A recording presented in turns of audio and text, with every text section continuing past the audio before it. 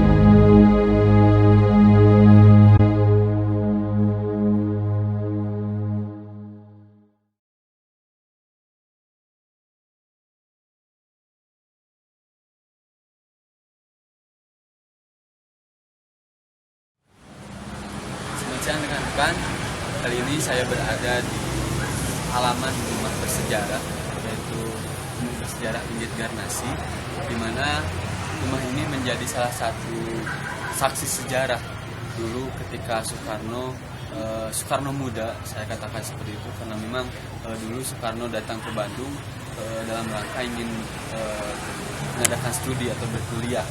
Nah, rumah inilah yang menjadi salah satu saksi bahwa Soekarno dulu pernah berjuang dalam studinya, dan pada akhirnya Soekarno menemukan pendamping hidupnya, yaitu ibu kosnya sendiri, yaitu Inggit Garnasi.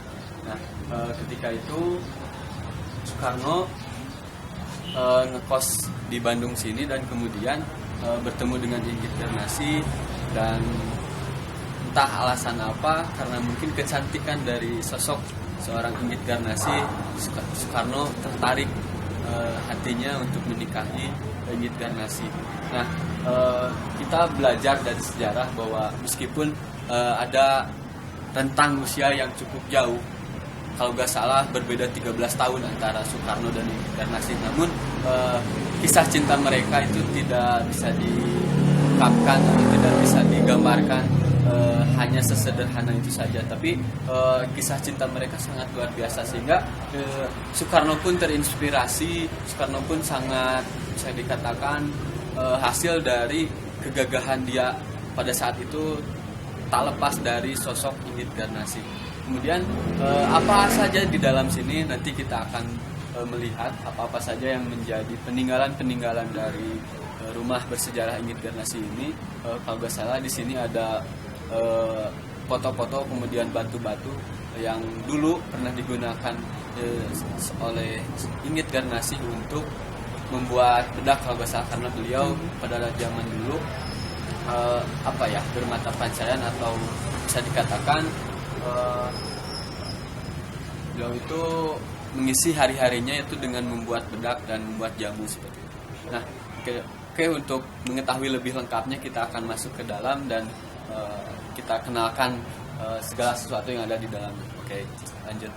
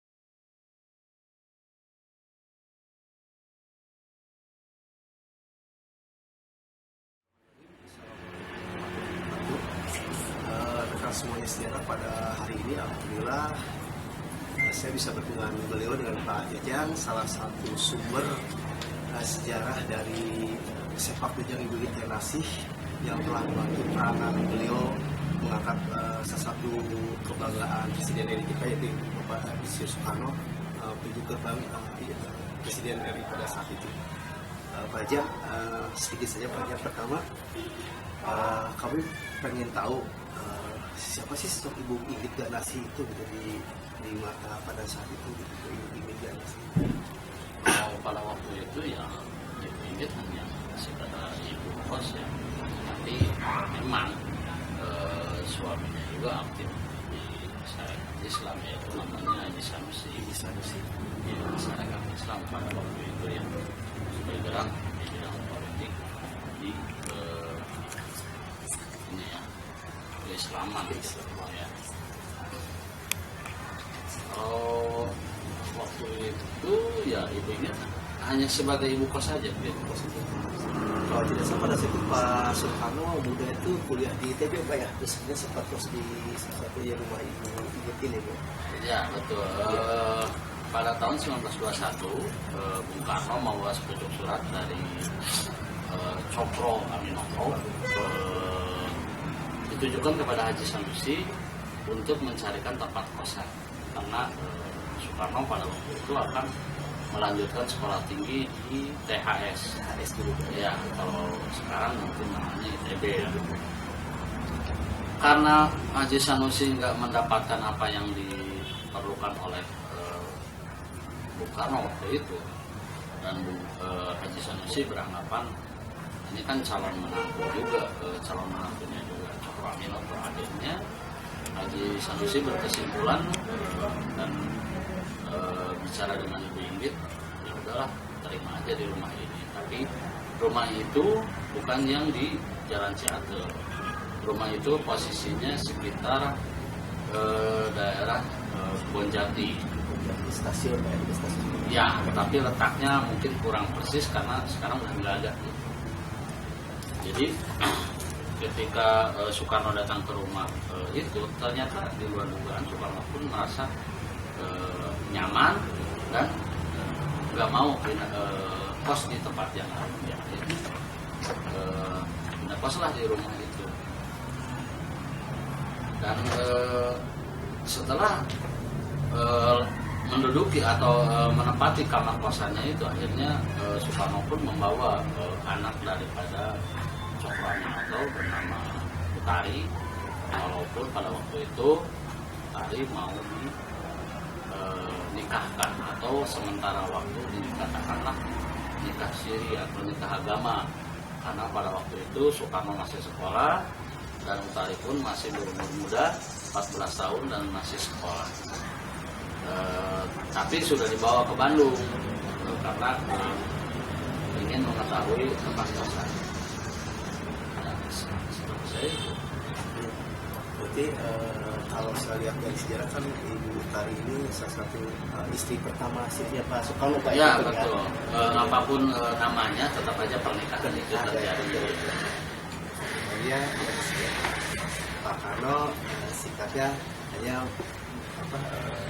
dengan Ibu Inggit betul Pak? Ya, karena Soekarno pada waktu itu tidak merasa bahwa antara Soekarno dengan Utari itu ada rasa cinta, karena Soekarno menganggap tidak lebih daripada menganggap Utari itu adalah seorang adik, karena Utari sangat dekat. Soekarno pada waktu itu sangat dekat dengan Cokro Aminoto dan bagian daripada gurunya Soekarno pada waktu itu. Akhirnya Soekarno bicara baik-baik kepada orang tuanya, mengembalikan Utari, dan Bung Karno kembali lagi ke Bandung. Akhirnya ya disitulah Bung Karno menilai bahwa ada sesuatu yang lebih daripada Ibu Inggit. Bisa dikatakan benih-benih cinta mulai tumbuh, karena selain Ibu Inggit cantik pada waktu itu, juga Ibu Inggit sangat mandiri. Walaupun suaminya Haji Sanusi sebetulnya udah kaya raya karena bisa dikatakan udah punya mobil, ya udahlah cukup lah gitu kalau pada waktu perjuangan waktu itu. Soekarno tertarik karena melihat Ibu Inggit dengan kemandirian, di mana Soekarno belajar dan di situ selalu ditemani oleh Ibu Inggit karena satu rumah kosannya ya. Jadi secara perlahan Bung Karno menilai, oh betapa cantiknya, tidak begitu mandiri, walaupun Ibu Inggit waktu itu selalu menghasilkan penghasilan sendiri, bukannya kurang dari suami, tapi ya karena itu udah itu Pak ya. Iya, udah kebiasaan. Akhirnya 1923 ketika waktu itu Bung Karno melamar Ibu Inggit. Lamaran Bung Karno bukan kepada orang tuanya, tapi langsung kepada Haji Sanusi. Ya, meminta atau melamar lah, katakan begitu. Karena Bung Karno tahu bahwa dia itu masih bersuamikan Haji Sanusi. Di luar dugaan juga, Haji Sanusi begitu berwibawa atau begitu solehnya memberikan apa yang diinginkan oleh Bung Karno waktu itu, dengan satu persyaratan atau banyaklah persyaratan waktu itu. Karena sebelum perceraian itu Bung Karno dititipkan pesan oleh Haji Sanusi seperti, kalau kamu hanya ingin mencintai saja, saya pun sama, saya masih mencintai dia. Kalau kamu hanya ingin menikahi saja, atau apalagi untuk sekadar bermain-main, lebih baik jangan. Karena saya masih sangat mencintai. Saya nggak mau melihat Inggit menjadi janda dan diperebutkan oleh saudagar-saudagar teman-teman saya pada waktu itu. Akhirnya Soekarno, ya namanya seorang Soekarno, secara gentleman ya menerima tentangan itu. Dan begitu pun terhadap Ibu Inggit, Haji Sanusi pun menitipkan, kalau kamu memang mencintai dia, terimalah dia lamarannya sebelum aku melepaskan kamu. Aku nggak mau melihat kamu setelah lepas dari aku tidak jadi menikah dengan Kusno, karena panggilannya waktu itu Kusno. Akhirnya Haji Sanusi pun mengatakan, Inggit pun dia mengatakan ya, dan Haji Sanusi waktu itu juga menitipkan, kalau memang iya kamu ingin berumah tangga dengan Kusno, antarlah dia, temani dia, apapun risikonya, apapun halangannya, rintangannya, karena anak ini akan menjadi orang besar ke depannya, kelak ke depannya akan menjadi orang besar. Karena mengatakan anak itu ya, karena Haji Sanusi juga sudah terlalu jauh umurnya. Akhirnya dengan sekuat tenaga Ibu Inggit pun menerima itu dan selalu menumbuhkan apa yang ditujukan oleh Bung Karno datang ke Bandung, yaitu sekolah. Ya, 1923 akhirnya pernikahan itu terjadi ketika lamarannya sudah diterima dan Haji Sanusi menurunkan talak atau perceraian. Akhirnya sesudah bubar idah, pernikahan itu terjadi pada tahun 1923. Dan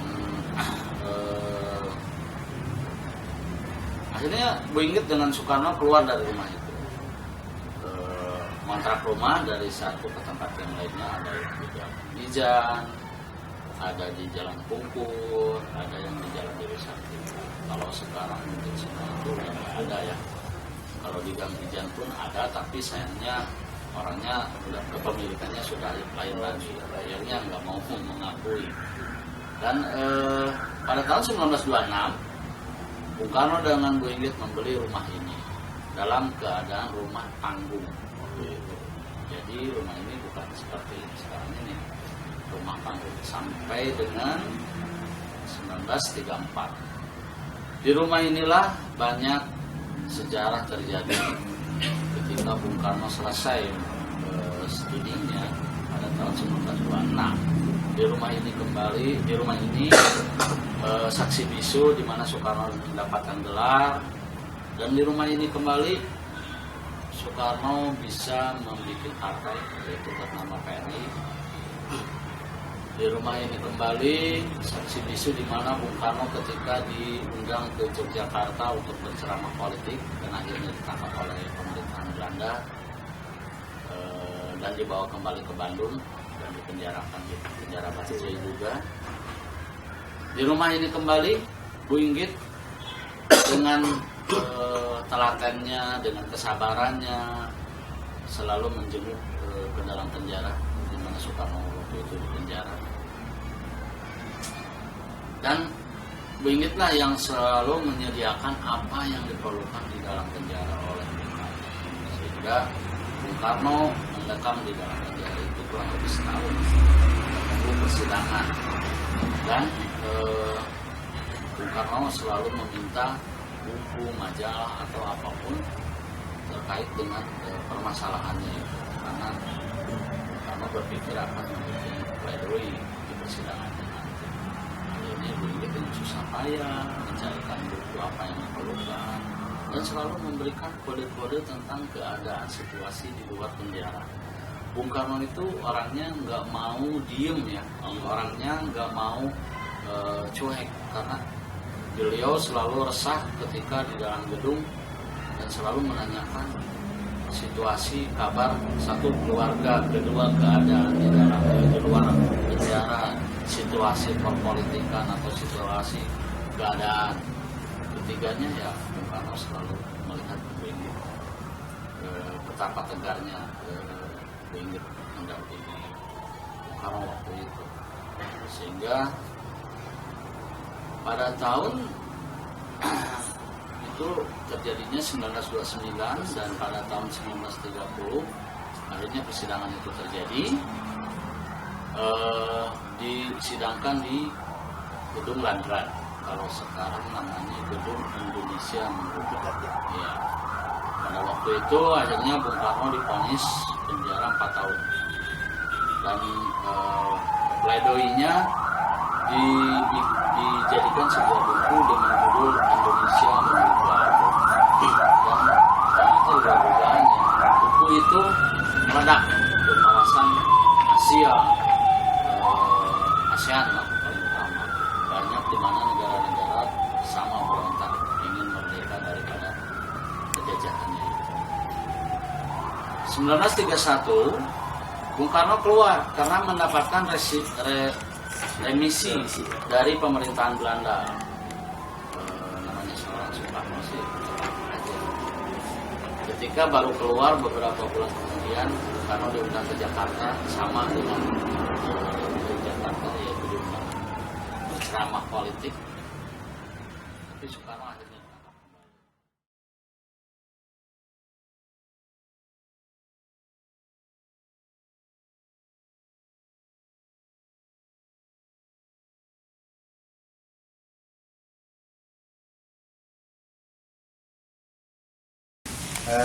Menurut beberapa data atau sumber sejarah bahwa memang fenomena kehidupan internasi itu dilatar belakangi dengan saling cinta mencintai, dan tadinya kan anak kos. Soekarno itu kan anak kos, sehingga menjadi anak kesayangan Inggit Ganassi. Pada saat itu Inggit Ganassi memang sudah mempunyai suami yang bernama Pak Sanusi ya. Nah, tetapi ya mungkin punya cerita lain, sehingga disitulah muncul atau tumbuh dan bersemi sebuah, saking cintanya mungkin tadinya anak sehingga sudah kemudian dewasa dijadikan seorang istri. Walaupun Bu Inggit Ganassi sendiri harus rela pisah dengan suami yang lamanya, yaitu Pak Sanusi. Nah, setelah itu baru berumah tangga dengan dengan Pak Karno. Tetapi dari seorang Pak Karno memang Benyit tidak dikaruniai putra ya, sehingga dia atau beliau mengambil putra angkat yaitu Fatmawati.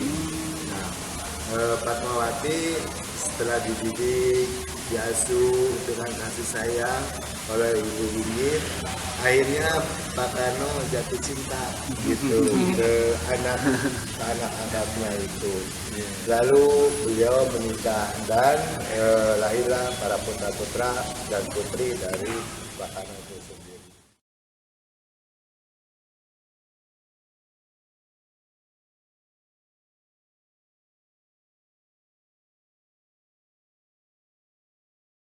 Tentunya masalah politik Soekarno yang memang ya katakanlah bisa dijadikan mercusuarnya negara Kesatuan Republik Indonesia pada saat itu memang mempunyai andil Inggit ini, mempunyai andil dan peranan yang paling tinggi terhadap Soekarno. Artinya selalu memberikan motivasi dan bimbingan juga arahan terhadap Soekarno. Karena mungkin pada saat itu Pak Karno juga belum begitu stabil ya. Jadi masih ya katakanlah perlu ada satu arahan dari seorang orang tua yang disebut dengan Garnasi, walaupun ya istri, ya bisa dikatakan mantan juga istri. Tetapi itulah tadi, jadi tidak mengedepankan percintaan dan maligay perkawinan, tetapi yang dilihat oleh Inggit dan Soekarno ini adalah bagaimana bangsa ini ke depannya lebih baik lagi. Gitu. Makanya peranan Inggit terhadap Soekarno itu merupakan wanita pembimbing dalam dunia perpolitikan maupun dunia yang lainnya.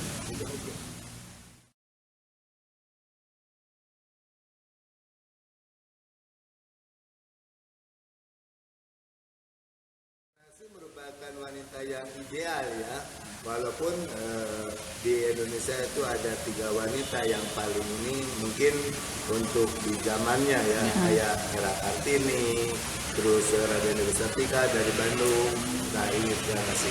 Jadi Inggit Garnasi ini sebelum mereka muncul ya sudah dahulu Inggit Garnasi gitu yang membimbing beliau. Tetapi memang peranan Inggit Garnasi bagi kita orang Sunda itu memang cukup dan patut dicontoh untuk para kaumnya, tetapi contohnya bukan dicontoh dari sisi kelemahannya, tetapi ketegarannya gitu, ketegarannya dalam menghadapi situasi dan kondisi pada zamannya gitu ya. Jadi Inggit Garnasi itu memang sosok wanita yang ideal, dia keibuan, walaupun disakiti tapi tetap tegar.